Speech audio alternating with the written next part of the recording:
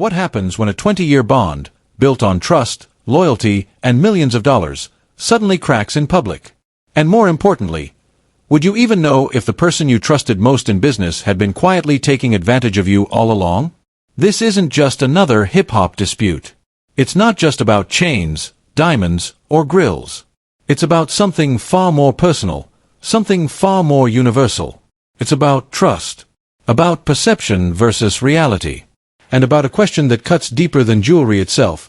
How well do we really know the people we trust with our money, our image, and ultimately our identity? Because in a world driven by image, where status is displayed rather than spoken, what you wear isn't just decoration, it's a declaration. And when that declaration is built on something uncertain, the consequences ripple far beyond the surface. So let's step back for a moment. Before the headlines, before the accusations, before the viral live streams, there was a story that felt almost too perfect to question. A classic American dream, the kind people love to believe still exists. A young immigrant arrives in Houston in the 1990s. No fame, no connections, no safety net. Just a skill, jewelry making, passed down through generations. A trade rooted in patience, precision, and trust. He starts small. Really small. A flea market booth. Long hours. Minimal profits. The kind of grind most people wouldn't last a year in. Think about that for a second. How many people actually begin at that level today, and have the discipline to stay consistent long enough to rise? Every day, he repairs broken chains, resizes rings, fixes watches, deals with customers who may or may not return. Slowly, something begins to form, not just a business, but a reputation. And in industries like jewelry, reputation is everything. Because jewelry isn't just about materials. It's about belief. When someone buys a diamond, they're not just buying carbon, they're buying a story. A promise. A symbol of something rare and valuable. Now imagine building that trust, one customer at a time. That man would eventually become known as Johnny Dang, a name that, over time, would become deeply embedded in hip-hop culture. But his rise wasn't instant. It wasn't viral. It was built the slow way, through persistence, craftsmanship, and one pivotal turning point. That turning point came in the form of a partnership. Houston rapper Paul Wall wasn't just an artist, he was a cultural connector. When he and Johnny Dang teamed up, it wasn't just business. It was synergy. Music met craftsmanship. Image met execution. And in a genre where authenticity matters more than advertising, that partnership became a gateway. Because in hip-hop, you don't buy credibility, you earn it. And once those doors opened, they didn't close. Artists started noticing. Then they started buying. Then they started talking. And in an industry fueled by influence, word travels fast. Soon, some of the biggest names in music, Kanye West, Jay-Z, Beyoncé, Lil Wayne, became part of the client base.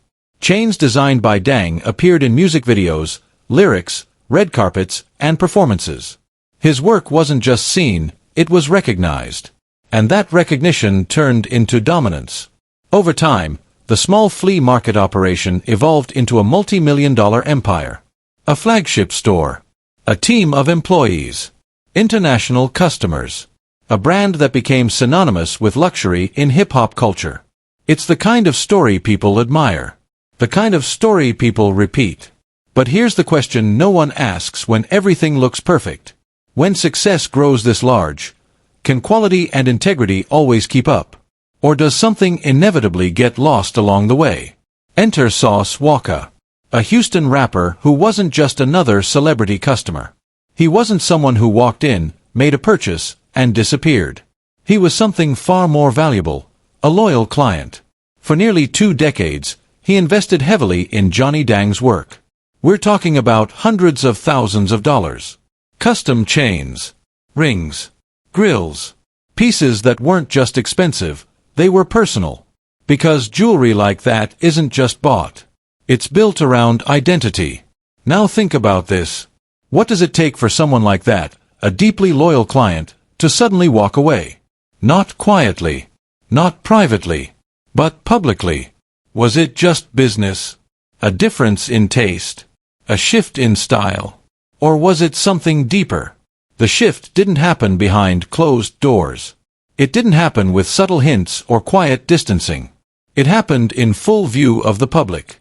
Sauce Walker didn't just move on, he made a statement. In a bold moment, he revealed a new, extravagant grill. Not just expensive, but shockingly so. A piece he claimed was worth $1 million. But here's what made it explosive. It wasn't made by Johnny Dang. It was crafted by another jeweler, someone who, at one point, had worked inside Dang's own operation. Now pause and think about the implications of that.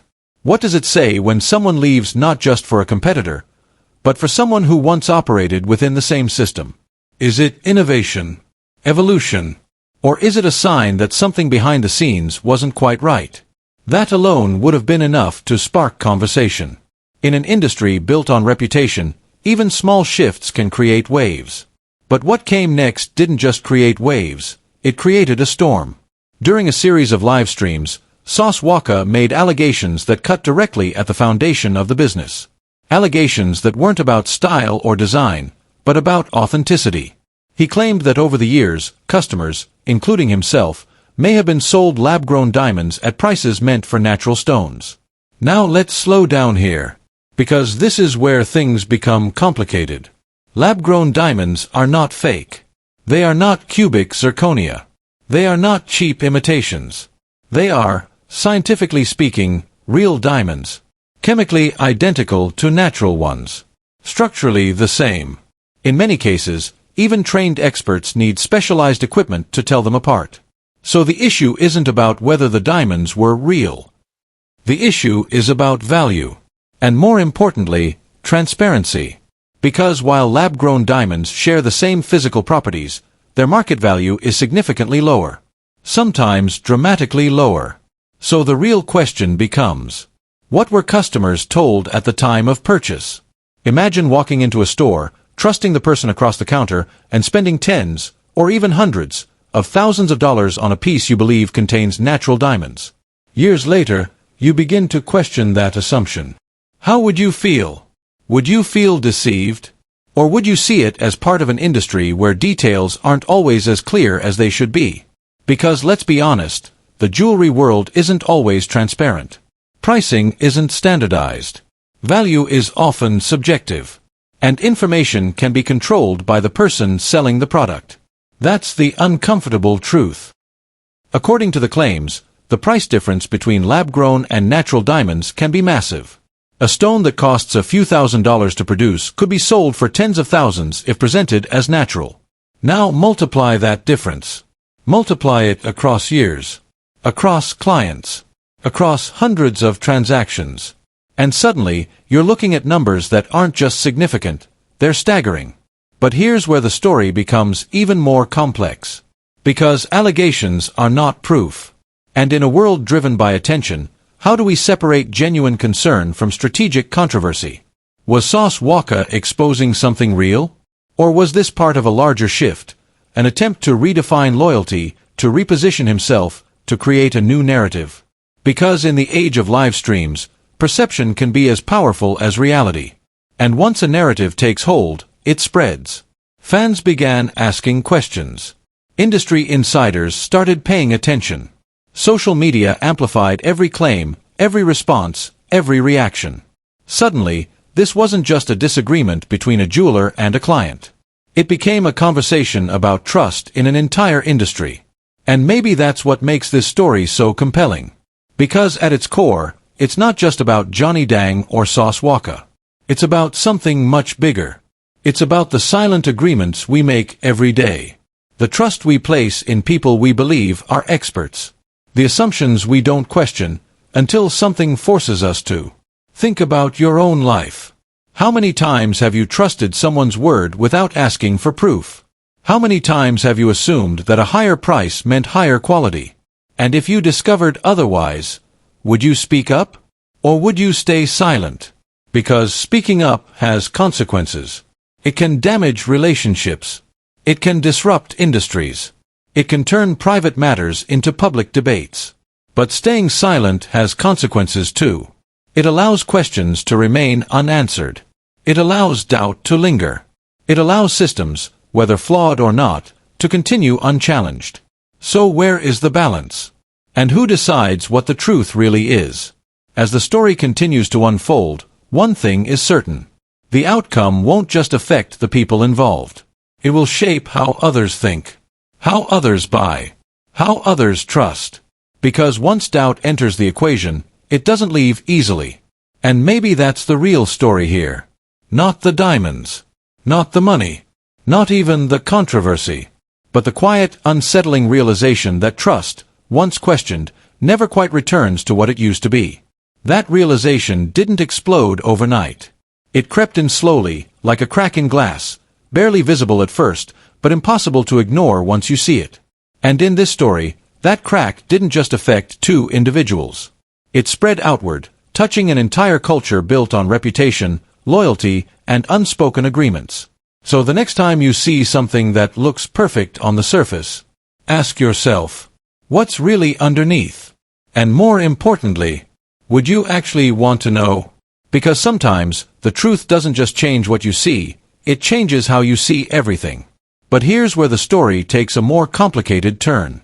Johnny Dang did respond. Not with a detailed breakdown of invoices, lab certifications, or side-by-side comparisons.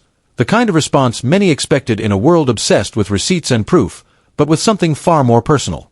He leaned into his story, his journey, his decades-long reputation. He spoke about where he came from, the grind, the relationships he built from nothing, the trust he earned, client by client, piece by piece. He didn't just defend himself, he reminded people who he was. And in doing so, he raised an unspoken question. When someone's entire brand is built on trust, is that trust itself enough to defend them? Or does today's world demand something more tangible, something measurable, verifiable, undeniable? Because here's the uncomfortable truth. Reputation can open doors, but can it close doubts? Johnny acknowledged something else too, something subtle, yet critical. He admitted that lab-grown and natural diamonds can appear identical to the naked eye. To most people, even experienced buyers, the difference isn't obvious. And that alone shifts the conversation. If two things look the same, shine the same, and are sold in the same way, does the difference really matter? Or does it only matter when expectations and prices are built on something else entirely? As the situation unfolded, the internet did what it always does best. It split. On one side were those who believed Sauce Walka was pulling back the curtain on something bigger, a hidden truth within the jewelry industry that many had long suspected but few had publicly challenged. They saw his reaction not as emotional, but as justified. Necessary, even. On the other side were those who questioned his timing, his motives, and his approach. They argued that switching jewelers, combined with public accusations, created a narrative that might not tell the full story. Was this about truth, or frustration? And in between those two sides, millions of spectators, watching, analyzing, debating, trying to decide who to believe. But beneath the noise, beneath the viral clips and heated comments, something deeper began to surface. This wasn't just about two individuals anymore. It was about a system. In industries like custom jewelry, especially within hip-hop culture, business doesn't always follow traditional rules. Contracts exist, yes. Certifications exist. But more often than not, deals are built on something less formal and far more fragile, relationships. You work with someone because you know them. Because someone you trust knows them. Because they've delivered before. Because their name carries weight. And over time, those layers of familiarity become a kind of currency on their own. But here's the question no one likes to ask. What happens when that currency loses value? Because when trust replaces verification, risk doesn't disappear, it just hides. And that's what makes this story so compelling. It forces a confrontation with a reality many prefer to ignore. Should trust alone ever be enough when large sums of money are involved? Or should trust be the starting point, not the final checkpoint? Think about it. If you're investing thousands, or even millions, into something that looks identical whether it's real or lab-grown, would you rely solely on a handshake? Would you skip independent verification? Would you assume everything is exactly as it's presented? Or would you ask questions, even if those questions feel uncomfortable? Interestingly, just as the public tension seemed to reach its peak, the story took an unexpected turn.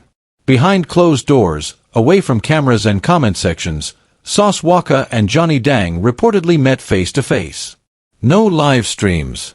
No viral clips. No audience. Just two individuals having a conversation. And according to reports, they resolved their differences privately. Respectfully. No lawsuits followed. No drawn-out legal battle. No official statements detailing who was right or wrong. Just closure. Or at least the appearance of it. But that raises another question. Is a private resolution enough to settle a public controversy? Because while the individuals may have moved forward, the internet hasn't. The videos are still there. The debates are still active. The speculation hasn't disappeared, it's just evolved. And perhaps most importantly, the central question remains unanswered in any official, independently verified way. No publicly released lab results. No documented comparisons. No definitive conclusion. Just perspectives. Opinions. Beliefs. So where does that leave everyone else? Watching from the outside, trying to make sense of something that may never be fully explained. And maybe that's where the real value of this story lies. Not in proving who was right or wrong, but in what it reveals. Because this situation isn't unique to jewelry. It mirrors something much broader, something that affects business, relationships, and even personal decisions. Trust. How it's built. How it's maintained. And what happens when it's questioned. Because once doubt enters the equation, everything changes. Even if nothing is proven. Even if everything is resolved. Even if both sides move on. The question lingers. And questions, unlike accusations, don't need proof to exist. For a mature audience, this isn't just entertainment. It's reflection. How many times have decisions been made based on trust alone? How often do people assume things are exactly as they appear, because questioning them feels unnecessary or even disrespectful? And when was the last time verification was prioritized over assumption? These aren't easy questions. But they're important ones. Because the stakes aren't always diamonds. Sometimes they're investments, partnerships, opportunities, or relationships that matter far more than money. And then there's the psychological side of it all. Why do people trust? Is it convenience? Is it familiarity? Or is it the human desire to believe that not everything needs to be questioned? Because constant skepticism is exhausting. But blind trust can be costly. So where's the balance? At what point does trust become vulnerability? And at what point does verification become necessity? This story doesn't hand you clear answers. It doesn't offer a neat conclusion. Instead, it leaves you with something more powerful. Perspective. It shows how quickly perception can shift. How fragile reputation can be in the age of social media. And how difficult it is to restore certainty once doubt takes hold.